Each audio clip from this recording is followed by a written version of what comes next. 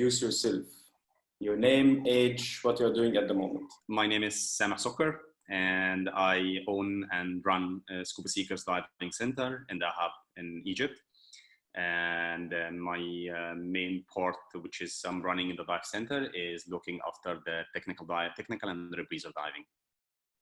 Perfect. What did you do before you become a dive professional? I used to work in a multinational company as a communication manager, or like looking after the communication in one of the telecommunication companies. All my studies, everything I'm doing is like basically as everyone else. It has nothing to do with diving. But what did you study? I have a Bachelor of Tourism, and after that I did engineering degree and like in the information technology. I did the Microsoft Certified System Engineer, which is I like for one part of my life I was working as a system engineer for Microsoft Systems as well. Cool. When, how, and where did you start your diving career? I started in 1998, and I was all the time dreaming getting underwater, and I just like watching all the series, the old things which is we had for Alam al-Bahar, like Hamid Gohar and all the Egyptian Jacques Cousteau and like all the Jacques Cousteau stuff. If anything which has to do with water, I was really watching, and I was really interested in the underwater life. 1998, a friend of mine just finished his dive master, and then he decided to take all of us for an introductory dive. It was in Ain al-Sokhna because we were all of us in Cairo, so he just basically took us to Ain al-Sokhna, and we did intros. And man, like since that time, just the feeling of being weightless, and since that time I just could not look back, and this is where the changing moment of my life. But when did you decide to take diving as career? When did you say, I want to work as a diver? Okay, honestly, it was never been, I've been working since 1998 and all the way to 2009. So I was like a multinational, I had a career and stuff like this.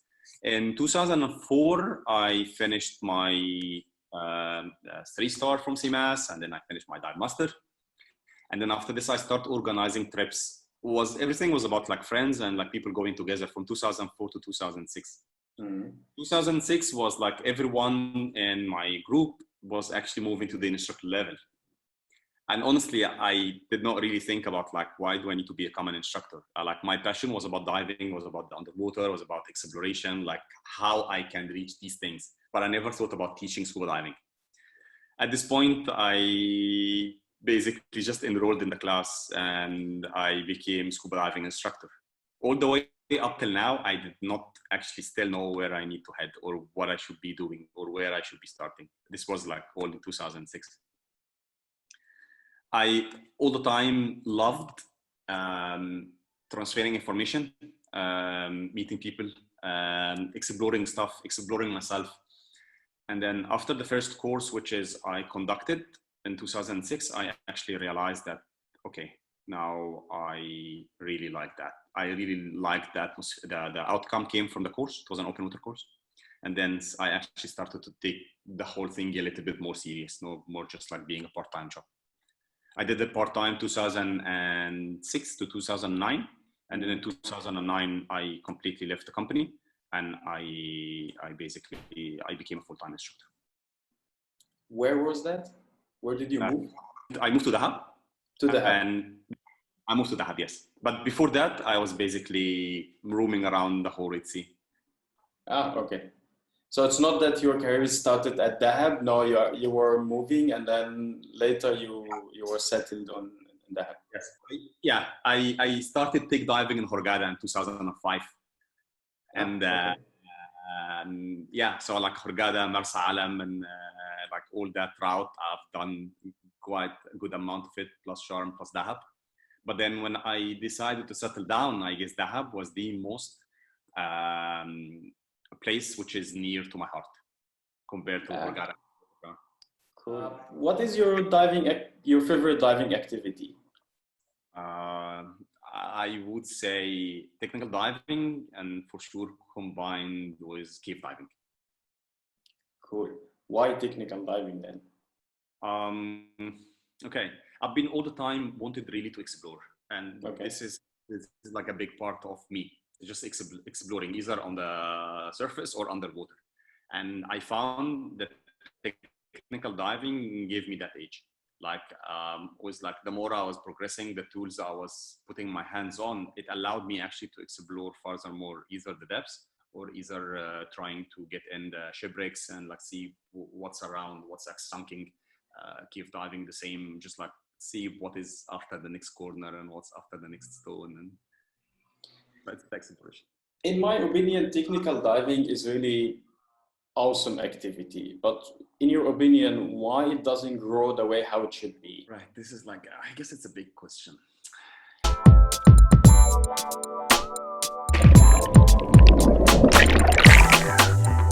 It's deep, cold, dangerous, and dark. Let's start first just introducing what is technical diving. Yes. Okay. So technical diving is evolving more than one components. One of it is knowledge, one of it the right equipment, and one of it the right team, and then the right environment. There is a lot of myths, which is everyone think that when the word technical diving, so these people actually going every day playing at like 150 meter, 200 meter every day, which is not really true. Mm-hmm. Because there is a lot of nice tech dives which has been done over the range of a 50 meter or like 60 meter. I did dive in Egypt and I did dive out of Egypt. So I did dive all the way up to 7 degrees of water. Some areas, yes, it's torturing because of the cold, but at the same time, if you have the right equipment, like the right thermal insulation, even like a heating vest or a heated gloves, or there's so much of a next level of equipment which is allow you to actually push more and more and pursue your goal while you're actually protected from like climate view as an instance. So yeah, this is like there's so many things which is you can do, and it does not have to be cold, because let's see, it only get cold when it's longer exposure. When I'm doing a very long dives, this is when it started to get cold, and over the years I started actually building the right undergarments under my dry suits, then undergarments, then the right hoods, then even sometimes heating stuff, which is sometimes people might be laughing, why are you using any of these dry suits or these big undergarments in the Red Sea? But then for longer dives, for like 5 hours, 6 hour dives, you may need that. True. If you would advise someone who would like to start their technical diving career, what would be those advices? Okay.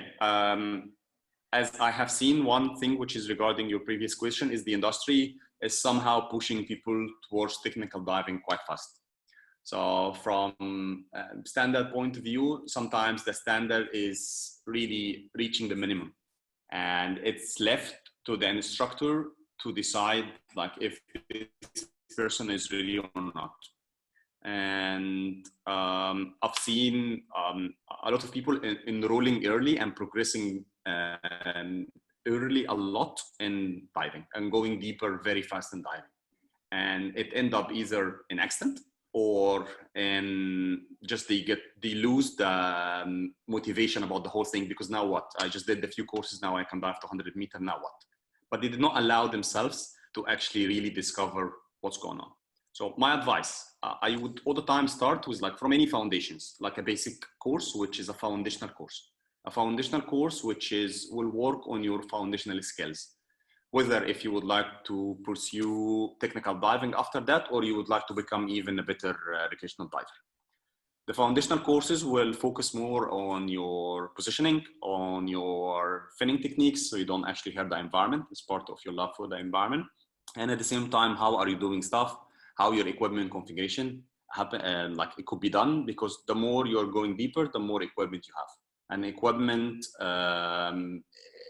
it draw like a big stress to the dive operation itself. So just like building up, taking your time, building a little bit by little bit, getting the perfect buoyancy, perfect trim, and having the most amount of level of communication between you and the team, I can see this is like a key factor. And then you start pushing a little bit. Cool.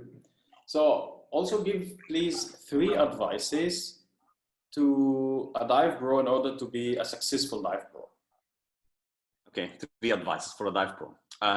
One thing which is I've seen, the second people reach the instructor level, they think they reached their optimal goal and they stop.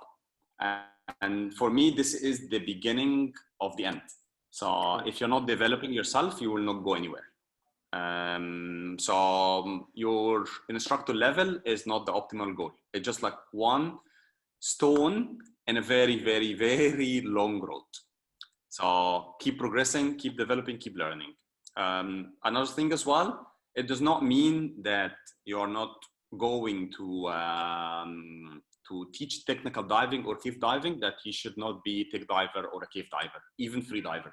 For me, like I've done all the activities and it helped me a lot. My teaching style, my information, and my exposure through different environments allowed me to be able to communicate or like facilitate stuff, explain stuff from a practical point of view.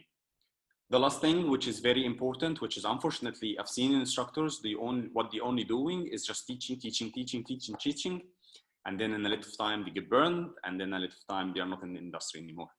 So for me, diving is all the time remain the same because I've been all the time diving. So my life is not only about teaching. So I've been all the time diving. I've been all the time discovering different environments, traveling all the time, making sure that all my trips is evolving around diving, including our honeymoon. When I had my honeymoon, it was evolving around diving. So yeah, dive more. Don't just teach, and don't stop learning. Totally agree. So what are you doing at the moment? What you are up to, or what actually your goals for your business or for the diving in general? At the moment, you know that the whole COVID-19 stuff, so the whole world clock stopped. So at the moment, we're not doing that much of water activities. The only thing which is I'm working on at the moment, locally for my dive center, I all the time work on the user experience in the dive center, how the user is moving around the dive center. So this is what we are doing at the moment. We're trying to enhance anything, which is we allow people to move freely with the least amount of moves, and they can get whatever they're looking for. This is one part. Where we're trying to work, and like we are one part of the environment activities that we are part of is ghost nets. You know about the ghost nets? I just heard about it, not so much into it, but okay, it used to be like ghost fishing and like ghost diving now, or ghost nets. So it's going under the 3 common names. Mm-hmm. And it's basically when fishermen fishing, after a little bit of time, if their fish net got stuck, they cannot retrieve it, they let go. Mm-hmm. When they let go, for them, the fish net's dead. Mm-hmm. For us, the fish net is a ghost because the fish net is still alive. So even while it's abandoned, no one is using it anymore. So it's still, there is like a small crab which is crawling in that fish and getting caught. And then there is like a fish or a turtle or anything coming to take whatever in that. And it is like a big cycle. So our goal is to clean up the seas, or at least the Red Sea, from the fishing nets, the abandoned fishing nets, or the ghost fishing nets, as we call it. We are like myself and another one of my colleagues. We are part of a global initiative, which is like the ghost diving global initiative. So we are Egypt chapter. So at the moment, we are planning basically as soon as it's open again. Now we've been scouting, and we know that there is a certain fish nets in an area, since we can snorkel at the moment. As soon as the diving open again, so we'll be able to go and retrieve these fish nets.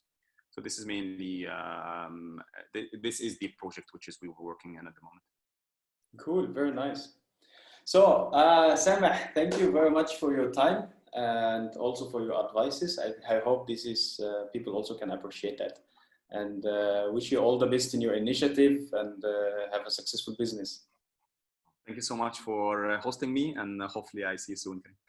Sure.